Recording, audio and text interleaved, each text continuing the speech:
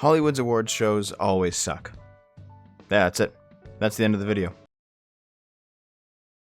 Alright, I guess I could talk about it for a little bit.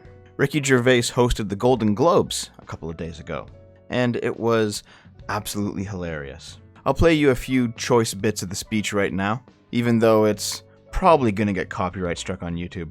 But you know what? This video will be up on my BitChute channel.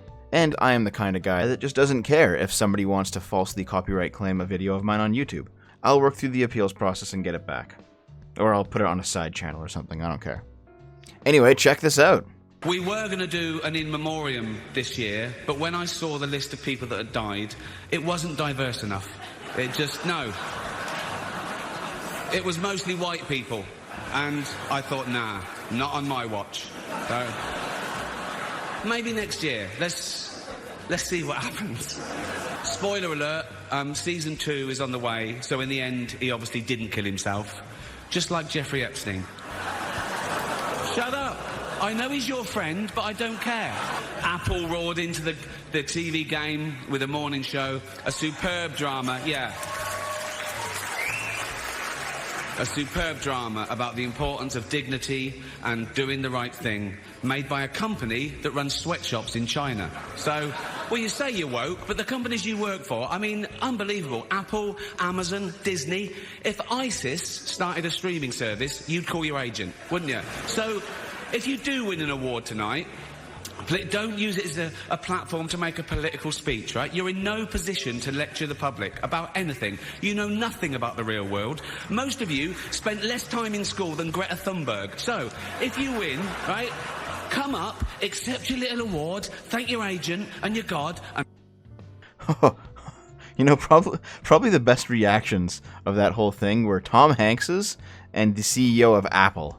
But Ricky Gervais spent his time at that podium basically speaking truth to power. And considering that the act of speaking truth to power is something that the progressives like to lean on quite a bit, you think they'd be happy that he did this. However, considering that it's their power he's speaking to, or more specifically, the power of the virtue-signaling hyper-left Hollywood elites, they're actually all quite angry about it. Just how big a jerk was Ricky Gervais at the Golden Globes? Oh no, are you gonna be okay? It feels like Lilith is like creeping into every single one of my videos nowadays, man. Ricky Gervais's Golden Globes jokes ranked in order of dickishness, from the righteously provocative to just plain mean, as if the people he was talking to aren't both constantly righteously provocative and just plain mean. Politics reigned at the Golden Globes. Too bad Ricky Gervais didn't notice. No, the whole point is that he noticed. He noticed and he wanted you self-righteous moral grandstanders to shut the fuck up. This one's from the LA Times, by the way, and it's actually kind of interesting, so let's dig into it a little bit. Forget the escapist magic of Hollywood. Nihilism was the name of the game when host Ricky Gervais opened the Golden Globes on Sunday night with a gloom and doom monologue so cynical it made the effervescent Tom Hanks scowl. You know, and I'm gonna have to do a major video on this at some point because it covers New Guy. The New Guy meme, and it covers this. But doom and gloom is the only thing that the radical left is selling right now. You know, you've heard it all before, right? Climate change. The US is a tyranny run by Donald Trump. Endless wars in the Middle East. Everything that we do is terrible. And in fact, they even go so far as to contradict themselves to keep the doom and gloom machine running. You know, they want American troops out of the Middle East. Fair enough. Well, until they don't. Which was the topic of my last video. They see everything through a lens of doom and gloom. So even when the things that they campaigned for, say 6 months ago, actually start to happen, they start complaining about it. Meryl Streep shook her head. Eddie Murphy refused to smile. Quentin Tarantino looked more disturbed than usual. Eddie Murphy? Even he's not cracking a smile. This must have been serious. Of course, to be fair, Eddie Murphy's not that funny himself nowadays, is he? Eddie Murphy says his past jokes about gay people make him cringe, saying he was a kid and the jokes were made in the context of the time. Oh, what context was that, Eddie? The context in which you could make a boatload of money? See this? This is the face of a man who morally grandstands. But not only does he do that, he's the kind of guy that pulls the ladder back up after he's already gotten rich off of this sort of stuff. Yeah, okay. Back in the 80s, indulge in all the edgy humor you want. But now, no sir, it's 30, 40 years in the future. Now you have to shut the fuck up. Now that stuff's no longer allowed. It's really kind of disgusting to watch all these people just pat each other on the back and talk about how moral and how virtuous they are, when they're completely willing to chastise new people coming up the ranks for doing the exact same stuff that they got famous for. Especially when, like Ricky Gervais said, they have no idea what the real world's like. The Golden Globe's mood was already sober thanks to an impeachment, threat of war with Iran, and Australian bushfires. The last thing anyone needed was Ricky Gervais there telling them they sucked. Well, they do suck. And you know what? They're big boys and girls. They can take it. And none of those people there have to worry about an impeachment, or a war with Iran, or the Australian bushfires, because they are the mega rich. You know, when all those bougie champagne socialists talk about eating the rich, these are the people they're talking about. Hey, Movie Bob, how you been? The fake, self-flagellating, let's have Gervais roast people LOL thing has turned into the grossest faux populist spectacle outside the Razzies, and the Razzies are shit. Posh Brit reheating leftover 4chan dunks on marginalized people whose wealth is supposed to make it okay. You literally just referred to millionaires and billionaires of the Hollywood elite as marginalized. Are you fucking insane, dude? Seriously, like Movie Bob, listen, they're never going to like you, and you are never going to be one of them. Give it up. Hey, Movie Bob, remember when the exact same thing happened, only that it was flipped on the political axis? You know, when Stephen Colbert waltzed into the president's dinner and did a comedy thing where he told the president to his face what he thought of him. I stand by this man. I stand by this man because he stands for things. Not only for things, he stands on things. Things like aircraft carriers and rubble and recently flooded city squares.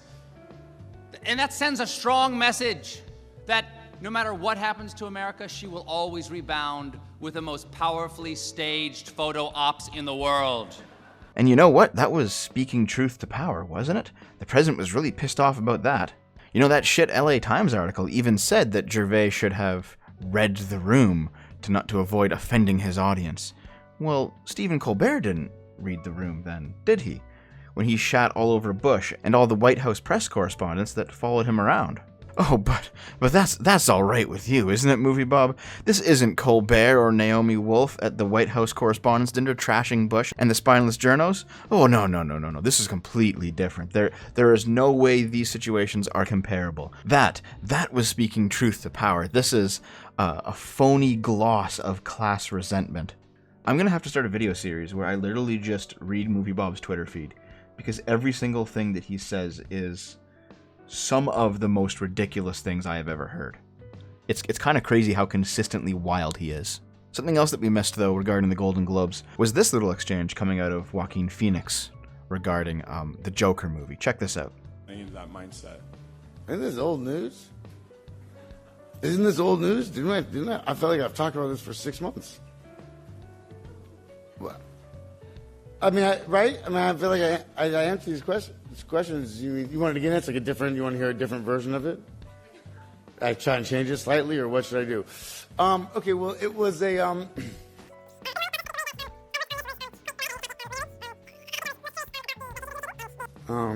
there's probably so many other things I just can't remember right now. But I feel like I already answered this question 6 months ago.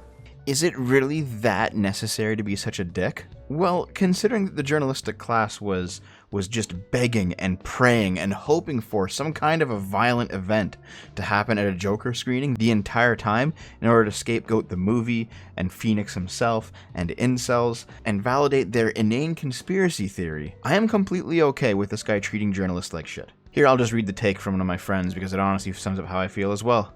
Imagine being sympathetic to those vultures because he politely told them to fuck off and move on. Journalists, with a censored O in journalists. Journalists can suck a fart out of my asshole, to be honest, lads. Alright. Thanks, Jess. But you know what? I'm just done with this stuff. We all know that the Golden Globes, the Oscars, every other award show, for the most part, they're all rigged. It's just people who are giving themselves pats on the back, and then they get their little award, and they go up there and they give a speech, basically virtue signaling to the entire crowd about how woke they are, and therefore how hireable they have to be in Hollywood, because Hollywood's ridiculously left-wing. And none of it's real. I no longer have any faith that these award shows are places where quality is bubbling to the surface. And there's been this divide for a while now between the critics and the actual public. I think one of my next videos coming up will be a video on the fall of Rotten Tomatoes, because frankly, Rotten Tomatoes was once amazing and it now sucks. But in general though, there's this idea among like the Twitterati left, where when the average person doesn't like a Ghostbusters 2016 or a Star Wars The Last Jedi, you know, it's because it's too political, and what too political they think means is that it includes politics that they don't like.